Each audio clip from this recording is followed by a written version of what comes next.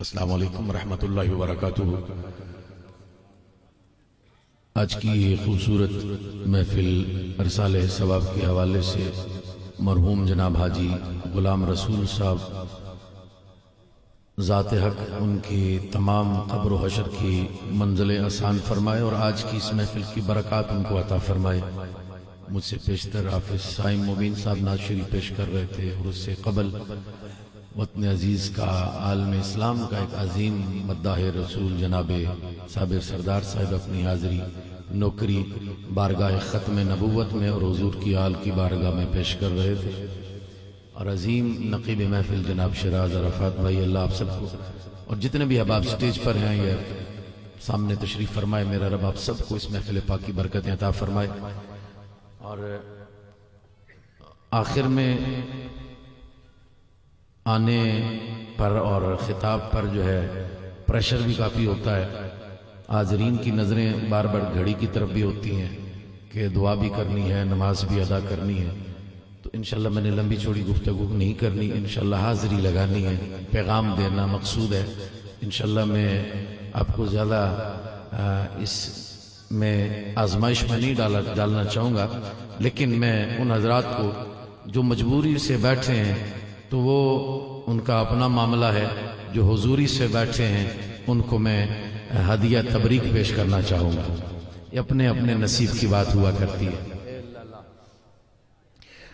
الحمدللہ الذی ارسل رسولہ بنور الہدی والصلاة والسلام علیک یا شمس الضحی وبدر الدجی، اما بعد فقد قال اللہ تبارک وتعالی فی الکلام المجید والفرقان الحمید، بسم اللہ الرحمن الرحیم، الذی خلق الموت والحیاة لیبلوکم ایکم احسن عملا۔ صدق اللہ العلی العظیم وبلغنا رسولہ النبی الحبیب الکریم الامین۔ وعن ابن عباس رضی اللہ تعالی عنہما قال قال رسول اللہ تعالی صلی اللہ تعالی علیہ وآلہ وسلم ان رجلا قال للنبي صلى الله تعالى عليه وآله وسلم ان امي توفيت افينفعها ان تصدقت عنها، فقال رسول الله تعالى صلى الله تعالى عليه وآله وسلم نعم، قال فإن لي مخرفا فأشهدك أني قد صدقت به عنها، أو كما قال عليه الصلاة والسلام، رواه البخاري والمسلم والترمذي۔ إن الله وملائكته يصلون على النبي يا أيها الذين آمنوا صلوا عليه وسلموا تسليما۔ بارگاہ ختم نبوت میں جتنے بھی حضرات تشریف فرمائے، میں نے آپ سے پہلے عرض کر دیا کہ مختصر میں نے حاضری پیش کرنی ہے، پیغام مقصود ہے، لمبی چوڑی باتیں کرنا کہ اتنی کچھ یاد رہے نہ رہے۔ آپ حضرات جتنے بھی اب بیٹھے ہیں توجہ کے ساتھ بیٹھیے گا اور تھوڑا یہ زبان کے تالے کھول کر بیٹھیے گا کہ سبحان اللہ آپ کہیں گے، رب آپ کو بھی ثواب عطا کرے گا اور مرحوم غلام رسول کو بھی رب عطا فرمائے گا۔ لیکن جب درود پاک کی باری آئے، میرے رب نے کسی کافر سے کہا ہی نہیں، کہا ہی محمد کے غلاموں کو ہے، مصطفیٰ کے دیوانوں کو اس نے کہا ہے۔ کائنات میں جہاں کہیں بھی میرے آقا کا غلام جب درود بھیجتا ہے، حضور کی توجہ اپنے غلام کی طرف ہو جاتی ہے۔ ایک وقت آئے گا، ہمارا عقیدہ ہے، ایمان ہے، سب کچھ ختم ہو جائے گا، جب اللہ کے حضور حاضر ہوں گے، پھر جنت میں جانے کا حکم ہوگا۔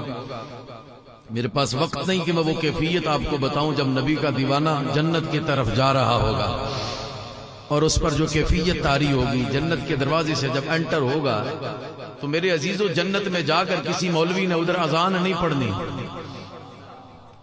ہماری ذرا قلندری طبیعت سننا پڑے گا ذرا اونچی آواز سے ساتھ میں، تاکہ مجھے ادراک ہو کہ جو میں گفتگو کر رہا ہوں آپ لوگ سمجھ رہے ہیں۔ ماشاءاللہ سارے سمجھدار اور باشعور بیٹھے ہیں۔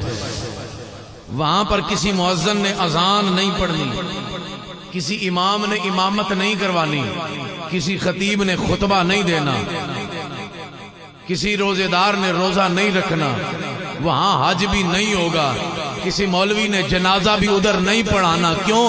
نبی کے صدقے سے موت ہوگی نہیں۔ جو جاگ کے بیٹھے وہ بولو سبحان اللہ، موت ادھر ہوگی نہیں۔ کیوں؟ حضرت یحییٰ علیہ السلام پیش ہوں گے، اللہ فرمائے گا اے یحییٰ اس جانور کو ذبح کیجئے۔ یا اللہ یہاں پر یہ کون سی قربانی، یہ کون سا جانور ہے؟ فرمایا یہ وہ جانور ہے، آج ہم نے اس کو جانور کی صورت میں پیش کیا ہے، یہ موت ہے، موت جسے اسرائیل کہتے ہیں۔ آج موت کو بھی موت دینے کا وقت آ گیا ہے۔ فرمایا مولا وہ کس لیے؟ فرمایا آج موت کو اپنے ہاتھوں سے ذبح کر دو۔ فرمایا مولا وہ کس لیے؟ تیرا حکم ہے، میں ذبح کر کیے دیتا ہوں۔ فرمایا اس لیے ذبح کرو تاکہ جنت میں میرے نبی کے دیوانوں کو موت کا خیال بھی مت آئے۔ اتنا خوبصورت ماحول ہے کہ ختم نہ ہو جائے، موت نہ ہو جائے۔ بات یہ کر رہا تھا، ادھر نہ اذان، نہ نماز، نہ روزہ، نہ خطبہ، نہ حج، نہ صدقات و خیرات، نہ نماز جنازہ، لیکن سنو ایک کام نبی کے دیوانے جنت میں جا کر کریں گے۔ نماز روزہ تو ختم ہو چکا ہوگا، لیکن نبی کے دیوانے جنت میں جا کر بھی نبی پاک کی زیارت کرتے ہوئے درود و سلام ادھر پڑھیں گے۔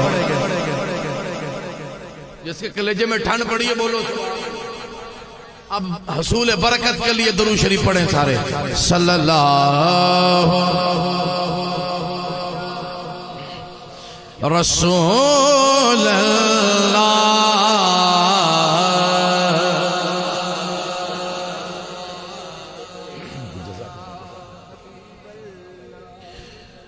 غلام حشر میں جبھی سید الورا کے چلے لوائے حمد کے سائے میں سر اٹھا کے چلے، لوائے حمد کے سائے میں سر اٹھا کے چلے، نظر بعالم پاکیزگی پڑے ان پر۔ میرے عزیزو مٹی کے ہی حوالے کرنا تھا، ٹریکٹر سے مٹی ڈال کے آ جاتے، یہ غسل و کفن دے کر خوشبو لگا کے قبر کے حوالے کیوں کیا؟ نظر بعالم پاکیزگی پڑے ان پر، مسافران لہدی اسی لیے نہا کے چلے، مسافران لہدی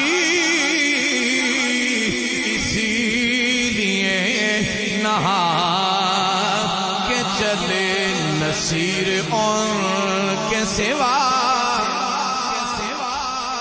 کون ہے رسول ایسا، نصیر ان کے سوا کون ہے رسول ایسا،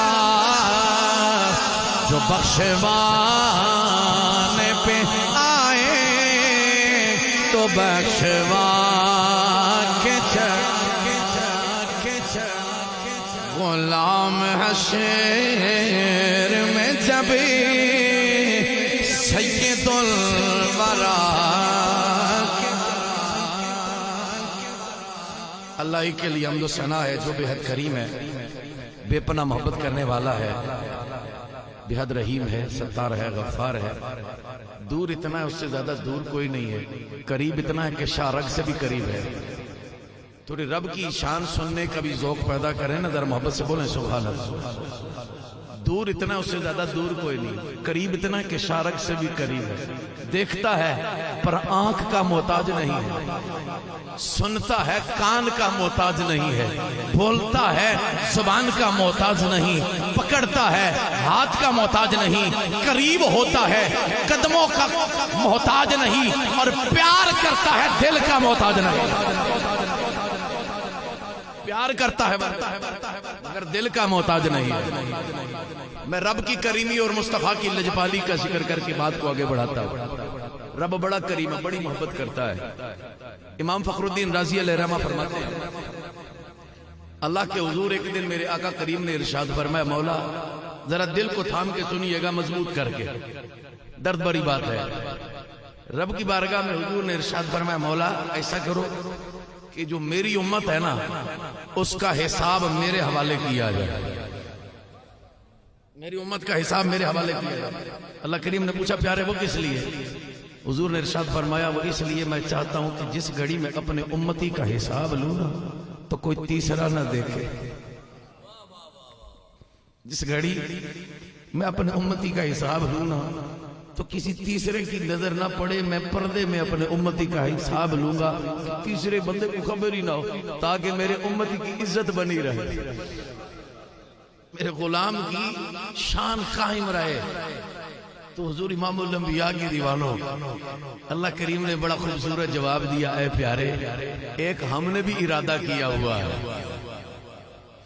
اب یہ نا حضور نے اپنے امتی کی عزت پہ پہرا دیا، اپنے امتی کی عزت پہ پہرا دیا، یا اللہ میری امتی کی شان بنی رہے، خود حساب لینا چاہتا ہوں۔ تو رب نے فرمایا پیارے ہم نے بھی ایک ارادہ کیا ہوا ہے۔ فرمایا پیارے رب آپ نے کیا ارادہ کیا ہے؟ تو اللہ کریم نے ارشاد فرمایا اے محبوب ہم نے یہ ارادہ کیا ہوا ہے، آپ ہمیں محبوب ہیں، آپ کو امت محبوب ہے، اور ہم نے ارادہ یہ کیا ہوا ہے کہ آپ کے غلام آپ کے امتی کا حساب ہم یوں لیں کہ آپ کی نظروں سے بھی اوجل حساب لیں گے، کہ آپ کی بھی نگاہ ناز نہ پڑے، آپ مغموم ہو جائیں گے، پریشان ہو جائیں گے امت کا حال دیکھ کر۔ ہم بھی رب کریم کی بارگاہ میں اور سائیں آقا کریم کی بارگاہ میں عرض کرتے ہیں کہ حضور حشر کے دن ہماری بھی لجپالی فرمانا، پردہ پوشی فرمانا۔ ذوالفقار حسینی علیہ الرحمہ وطن عزیز کا بڑا خوبصورت نام ہے، نعت خانوں میں بڑا خوبصورت وہ پڑھا کرتے ہیں، میں ذوق سے ان کا کلام سنتا ہوں، آواز سنتا ہوں، نعت ان کی سنتا ہوں، باقی بھی خوبصورت پڑھتے ہیں، لیکن ایک مصرع آپ کی سماعتوں کی نظر تھی حدیث کے ضمن میں عرض کرنے جا رہا ہوں۔ اللہ اس کی قبر پہ کروڑا رحمتوں کا نزول فرمائے، پڑھا کرتے تھے، ہم بھی استغاثہ پیش کرتے ہیں حضور کی بارگاہ میں۔ اپنے دامان شفاعت میں چھپائے رکھنا، اپنے دامان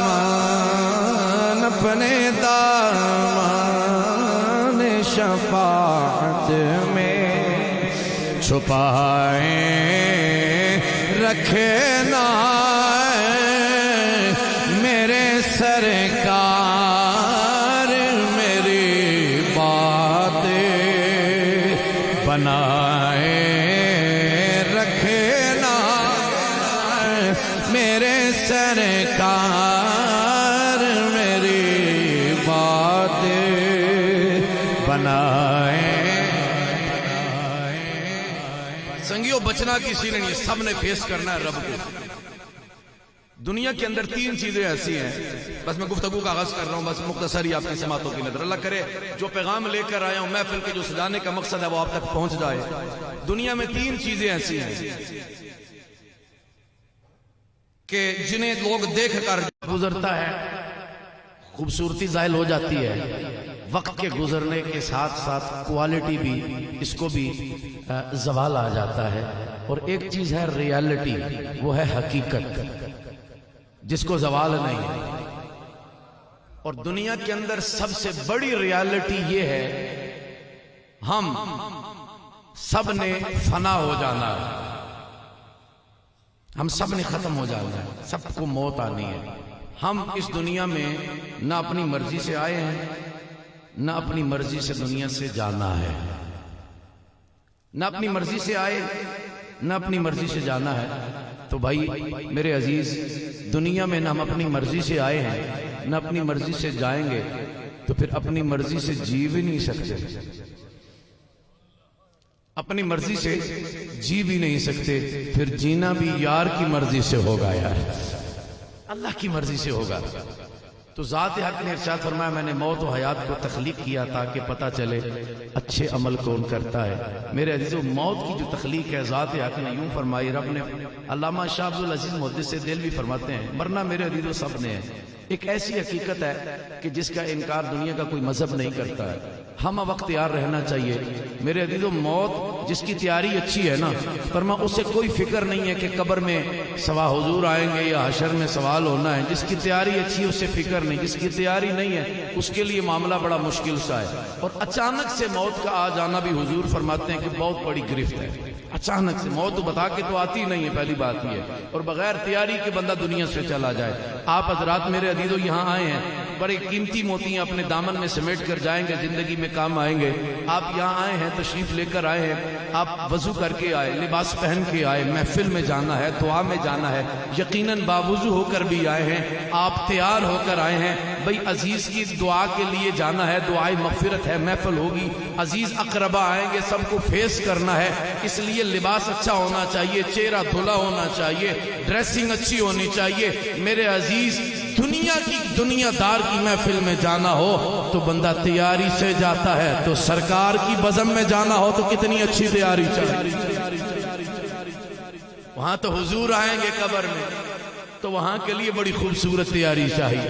حضرت علی وقار شاہ عبدالعزیز محدث دہلوی فرماتے ہیں، مختصر کرتا ہوں، اللہ نے بھیجا نا جبریل امی کو، جاؤ مٹی لے کر آؤ۔ مٹی لینے آئے جبریل امی، مختصر شاہ عبدالعزیز فرماتے ہیں کہ جبریل امی آئے، مٹھی خاکی اٹھانے لگے، زمین نے کہا مت اٹھاؤ، اسی پر انسان کھڑے ہو کے گناہ کرے گا، الزام مجھ پہ آئے گا، واسطہ خدا کے، واپس چلے جاؤ۔ جبریل خالی ہاتھ گئے، میکائیل کو رب نے بھیجا، وہ بھی آہوزاری دیکھ کر واپس چلے گئے۔ رب نے اسرافیل کو بھیجا، وہ بھی آہوزاری دیکھ کر ترس آیا، واپس خالی ہاتھ چلے گئے۔ رب نے اسرائیل کو بھیجا، اسرائیل مٹی لے کر آؤ۔ اسرائیل آئے، مٹھی خاک کی بھری، واپس جانے لگی، زمین رونے لگی۔ واسطہ کیا ہے؟ واسطہ اسرائیل تمہیں خدا کا، یہ کام مت کرو، واپس رکھو مٹھی اور واپس چلے جاؤ، مٹی مت لے کر جاؤ۔ اسرائیل نے کہا تو روتی ہے تو روتی رہ، تیری مانو یا یار کی مانو۔ مٹھی خاکی اٹھائی، اللہ کی بارگاہ میں گئے، رب نے دیکھا یہ تو ترس نہیں کھاتا، رحم نہیں کھاتا کسی پر کہ بچے یتیم ہو جائیں گے، عورتیں بیوہ ہو جائیں گی، یہ ترس نہیں کھاتا، بڑا جباری ہے۔ رب نے ڈیوٹی لگا دی اس دن سے، اسرائیل آج کے بعد تم نے لوگوں کی جان نکالنی ہے۔ اس دن رب نے ڈیوٹی لگا دی، موت پر تسلط عطا کر دیا، اختیار دے دیا کہ لوگوں کی جان تم نے نکالنی ہے۔ میرے عزیز، اب وہی ملک الموت ہے، نبی کے پاس بھی آتا ہے، امتی کے پاس بھی آتا ہے، کافر کے پاس بھی آتا ہے، نبی کے غلام کے پاس بھی آتا ہے۔ پر میرے عزیز، پچھلی امتیں ہیں، دنیا سے جائیں، حالات کیا ہیں، پچھلے انبیاء دنیا سے جائیں، کیفیت کیا ہے۔ حضرت قاضی ثناء اللہ لکھتے ہیں کہ حضرت اسرائیل علیہ السلام تشریف لائے، کہاں؟ اللہ کے خلیل علیہ السلام کے پاس، اور آ کے کہا اے اللہ کے خلیل ذرا توجہ، میں عشق و محبت پر بات کرنے جا رہا ہوں، پوری توجہ کے ساتھ۔ اللہ کے خلیل نے پوچھا کیسے آنا ہوا ہے؟ فرمایا آپ کی جان لینے آیا، آپ کی جان لینے آیا۔ ابراہیم علیہ السلام نے پوچھا کس نے بھیجا ہے تمہیں؟ میری جان لینے آیا، کس نے بھیجا ہے؟ اللہ رب العالمین نے بھیجا ہے۔ فرمایا پہلے میرے اس سوال کا جواب لے کر آؤ، پھر ہماری جان لینا ہے۔ فرمایا جناب کون سا سوال ہے، کیا جواب ہو؟ فرمایا جواب تو رب دے گا، سوال یہ ہے کہ جاؤ کہ رب سے ذرا پوچھ کے آؤ نا، جو دوست ہوتا ہے وہ تو کسی دوست کی جان نہیں لیتا، تو کیسا دوست ہے؟ جو جاگ کے بیٹھے وہ سبحان اللہ بول رہے ہیں، یہ کیسی دوستی ہے؟ دوست ہو کر اور دوست کی جان لے رہا ہے، یہ کیسی دوستی ہے؟ دوست کبھی دوست کی جان نہیں لیتے، اور تو دوست ہو کر دوست کی جان لے رہا ہے۔ حضرت ابراہیم نے یہ بات کہی، اسرائیل گئے، مولا تیرا خلیل یہ کہتا ہے کوئی دوست کی جان نہیں لیتا۔ فرمایا خلیل سچ کہتا ہے، جا کے میرے خلیل سے کہہ دو اگر دوست کی جان نہیں لیا کرتے تو دوست سے ملنے سے انکار بھی نہیں کیا کرتے۔ دوست اگر ملنا چاہے، یار ملنا چاہے تو جا کے میرے خلیل سے کہہ دو کہ پھر دوست ملاقات سے انکار بھی نہیں کرتے ہیں۔ حضرت ابراہیم علیہ السلام نے جب یہ جواب حق سنا فرمایا اے موت تو کہاں رہ گیا تھا؟ ہم جب سے دنیا میں آئے ہیں یار کو تلاش کر رہے ہیں، کبھی چاند میں اسے ڈھونڈا، کبھی ستاروں میں ڈھونڈتا رہا، کبھی سورج میں اس کا جلوہ دیکھتا رہا، کہیں سونا رب نظر آئے۔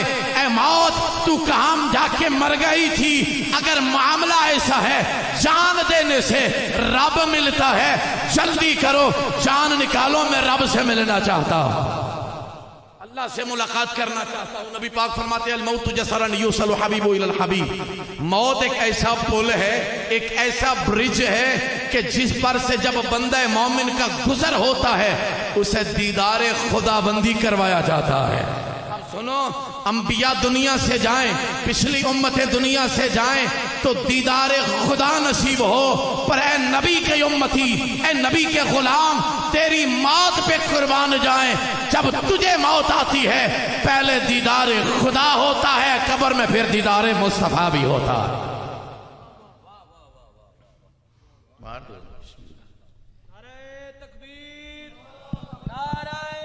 تاجدار ختم نبوت، ہاتھ اٹھا کر بولو جس کے ہاتھ کا مالک میرا نبی ہے، تاجدار ختم نبوت، تاجدار ختم نبوت۔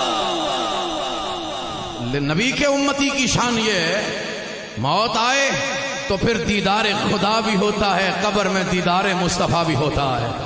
ابو داؤد شریف میں حدیث پاک ہے جلد 100 میں، نبی پاک علیہ السلام کے دیوانوں جو عاشق ہے نا، حضور فرماتے ہیں اللہ اپنا دیدار کرائے گا۔ 14ویں کا چاند چمک رہا تھا، عاشقوں کی نظر کر رہا ہوں، عاشقوں کی نظر کر رہا ہوں، سیفی طرف بیدار باش۔ حضور فرماتے ہیں لوگ جو دیوانے ہیں نا اللہ کا یوں دیدار کریں گے جیسے 14ویں کے چاند کو دیکھتے ہیں، 14ویں کے چاند کو جیسے دیکھتے ہیں، یا سورج کا حضور نے ارشاد فرمایا جیسے سورج اور چاند کو بندہ دیکھتا ہے اسی طرح رب کے بندے اپنے رب کا یوں دیدار کریں گے، بے حجاب اپنے رب کو دیکھیں گے۔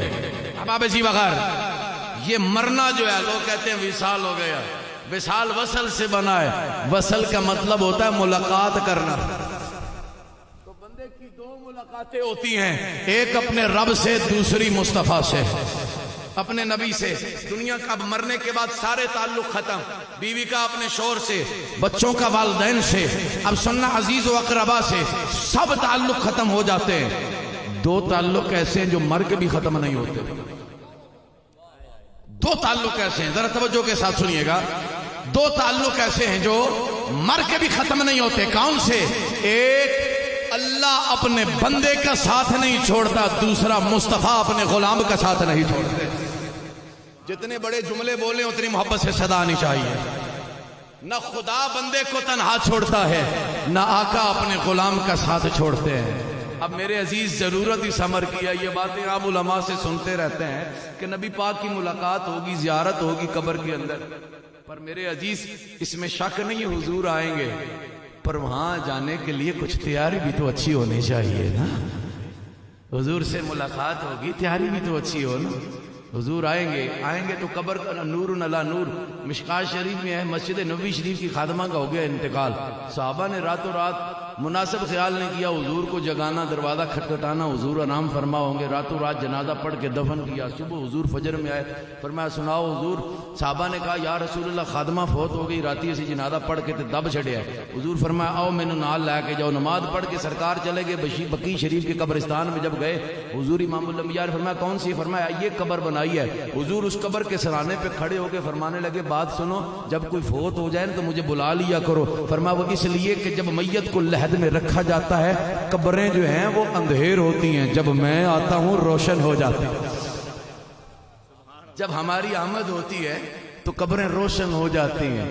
تو میرے عزیزو وہ بڑے خوش نصیب۔ ایک اور بھی یہاں پر یہ تصور ہے کہ جی مدینہ طیبہ سے دیدار ہوتا ہے، قبر میں نبی نہیں آتے، ایک یہ تصور، یہ عقیدہ بھی ہے، ایک یہ خیال بھی پیش کیا جاتا ہے کہ نبی پاک علیہ اب ایک امتی دنیا سے چلا گیا، جان نکل گئی، روح نکل گئی، وہ کیسے بولتا ہے؟ اب سننا، ایک جو گونگا ہے وہ کیسے بولتا ہے، جو بہرا ہے وہ سنے گا کیسے، جو اندھا ہے وہ دیکھے گا کیسے؟ یہی تو فیضان ہے حضور کی آمد میں، سونا قبر میں آئیں گے، اندھا اندھا نہیں رہے گا، گونگا گونگا نہیں رہے گا، بہرا بہرا نہیں رہے گا، وہ فرشتوں کو سنے گا بھی، جواب بھی دے گا، اور سونے کا دیدار بھی اپنی آنکھوں سے۔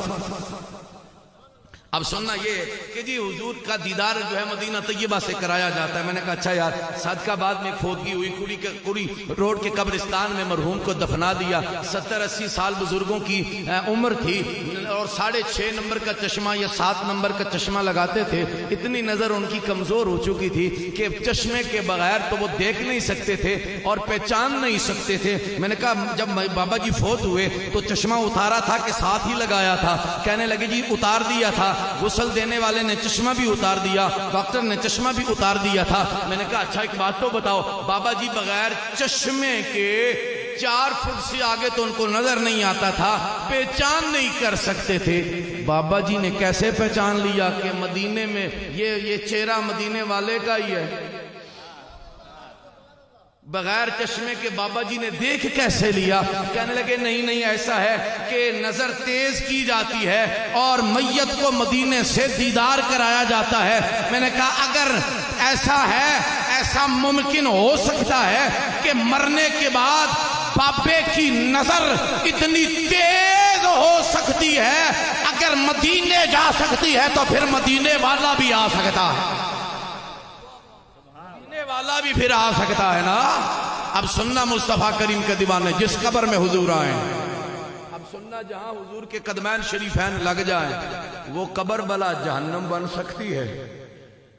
ہاں اب جو مدینہ طیبہ گئے، مسجد نبوی شریف ہے، وہ نبی پاک کے مصلی اقدس سے لے کے نبی پاک کے گھر تک جو سفید سے قالین بچھے ہیں، میرے آقا کا باقی حرم بھی ہے اور بھی مسجد شریف ہیں، لیکن حضرات دی وقار وہ جگہ جنت کیوں بنی؟ اس لیے کہ بار بار سونے دے طلبے اتھے لگے ہیں، وہاں لگے جہاں نبی پاک کے قدمین شریفین لگے، خدا نے اس جگہ کو جنت بنا دیا۔ جب سونا قبر میں آتا ہے نا تو پھر مومن کی قبر جو ہے وہ جنت کے باغوں میں سے باغ بن جاتی ہے۔ لیکن حضرات دی وقار عمل بھی ساتھ ضروری ہے، منہ دکھائی کی خاطر۔ احباب جی وقار، حضور نبی کریم علیہ السلام کے دنیا اسلام کا مزاج ہے، کوئی اس دنیا سے چلا جاتا ہے عزت کے ساتھ غسل دیا جاتا ہے، کفن پہنایا جاتا ہے، لحد اس پر جنازہ پڑھ کے لحد کے حوالے کیا جاتا ہے، پھر نہ جانے میرا رب جانے پھر ہمیں حشر کے دن اٹھنا پڑے گا، اللہ کے حضور حاضری دینی پڑے گی۔ آخری بات یہ ہے کہ جو باتیں میں نے عرض کی کہ 2 تعلق ایسے ہیں جو مرنے کے بعد بھی ختم نہیں ہوتے، ضرورت میرے عزیز سمر کی ہے جو تعلق مرنے کے بعد بھی قائم رہتا ہے، دنیا میں رہ کر اس تعلق کو مضبوط کیا جائے، اس تعلق کو مضبوط کیا جائے، اللہ سے تعلق اس کی بندگی کر کے اور حضور سے تعلق حضور سے محبت کر کے، حضور کے غلاموں کی عزت کر کے، اللہ کے بندوں سے پیار کر کے۔ حضرات دی وقار، خدا نہ خواستہ کسی کا دنیا میں آخری بات عرض کر کے میں اپنی گفتگو، آپ کچھ حضرات جو صاحب ذوق بھی ہیں جو ترنم کو پسند کرنا چاہتے ہیں، میں صرف 5 منٹ اور آپ حضرات کی سمع خراشی کر کے، میں محترم بھی تشریف فرما ہو چکے ہیں، اس بات کا اچھی طرح سے ادراک ہے، صرف 5 منٹ آپ حضرات کی سماعتوں کی نظر بارگاہ مصطفی ہے، خدا نہ خواستہ کسی کا دنیا سے چلا جائے۔ ایک حضرت عبداللہ ابن عباس راوی اس حدیث پاک کے فرماتے ہیں کہ حضور کی بارگاہ میں ایک شخص عرض کرتے ہیں آقا میری والدہ دنیا سے چلی گئی، ان کے لیے اگر میں کچھ صدقہ کروں ان کو فائدہ ہوگا؟ حضور نے فرمایا ہاں فائدہ ہوگا۔ عرض کرتے ہیں سونا فَأُشْهِدُكَ کا آپ گواہ ہو جائیں، میرا ایک کھجوروں کا پورا ایک باغ ہے، ماں کے لیے میں نے صدقہ کر دیا ہے، ماں کے لیے صدقہ کر دیا ہے۔ تو جو نیک عمل صدقہ و خیرات کیے جائے مرحومین کو اس کا ثواب پہنچتا ہے۔ بارگاہ ختم نبوت میں حضور امام الانبیاء کے صحابہ بیٹھے ہیں، ایک صحابی آئے جن کے والد جو ہے وہ صحابی بارگاہ ختم نبوت میں حاضر ہوتے ہیں، ایک باپ حاضر ہوا، باپ کی ذرا شفقت ذرا ملاحظہ کریں نا، باپ کا مقام اور شان کیا ہے۔ حضرات دی وقار، ماں تے باپ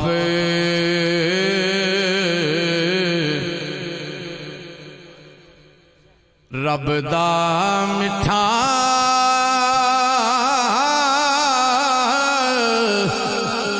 میوہ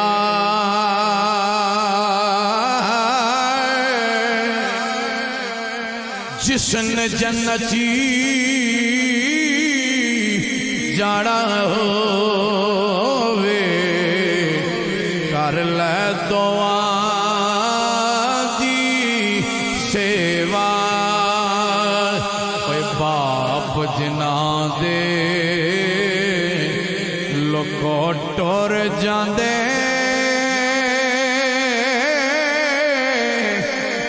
کی انہاں دا جینا کوئی شے جگتے چنگی نہیں لگے دے بھول جاوے کھانا پینا صحابی عرض کرتے سونا میرا بیٹا گم گیا ہے مل نہیں رہا دعا فرماؤ نظر فرماؤ دعا کریں بیٹا مل جائے حضور نے فرمایا بیٹھ جاؤ ایک اور صحابی بیٹھے ہیں عرض کرتے ہیں یا سیدی یا رسول اللہ میں نے اس کا بیٹا دیکھا آخری بات ہے 3 منٹ کی ذرا درد باری ذرا توجہ کیجئے گا امام الانبیاء کی بارگاہ میں صحابی جو آ پہنچے عرض کرتے ہیں سونا میں نے اس کے لخت جگر کو دیکھا فرمایا فلاں باغ کے اندر فلاں آپ کے صحابی کا باغ ہے سونا وہاں پر وہ کھیل رہا ہے فرمایا اتنی بات صحابی نے کہی تو وہ باپ جس کا لخت جگر گما تھا سونے نبی کی بارگاہ میں عرض کرتا ہے سونا مجھے اجازت عطا فرماؤ میں اپنے لخت جگر کو گھر لے کر جاؤں اپنے سینے سے لگاؤں ماں کے سینے سے لگاؤں گا فرمایا سکون آئے گا آپ بھی صاحب اولاد ہیں ایک باپ کی والدین کی فرمایا ان جذبات کو اچھی طرح سے سمجھ سکتے ہیں حضور نے فرمایا جا اچھا میں تمہیں جانے سے نہیں روکتا پر میری ایک بات سن کر جاؤ عرض کرتا یا رسول اللہ اس گھڑی آپ نہ مجھے روکیں مجھے جانے دیجئے پر میں اپنے لخت جگر کو سینے سے لگاؤں گا حضور نے فرمایا میں تمہیں جانے سے منع نہیں کرتا پر میری ایک بات سنتا جاؤ حضرات تیری وقار ذرا توجہ کرو میرے لجپالا کا کریم نے رحمت للعالمین نے فرمایا ننے ننے دلوں کا کیسے خیال رکھاؤ یتیموں کا کیسے خیال رکھاؤ آج بڑے دھڑلے سے لوگ کہہ دیتے ہیں اور اس کا باپ فوت ہو گیا ہے اور یہ بچہ یتیم ہو گیا ہے نانا میرے عزیز کسی یتیم کے سامنے یہ کلمات مت کہنا کہ اس کا باپ فوت ہو گیا یہ بچہ یتیم ہو گیا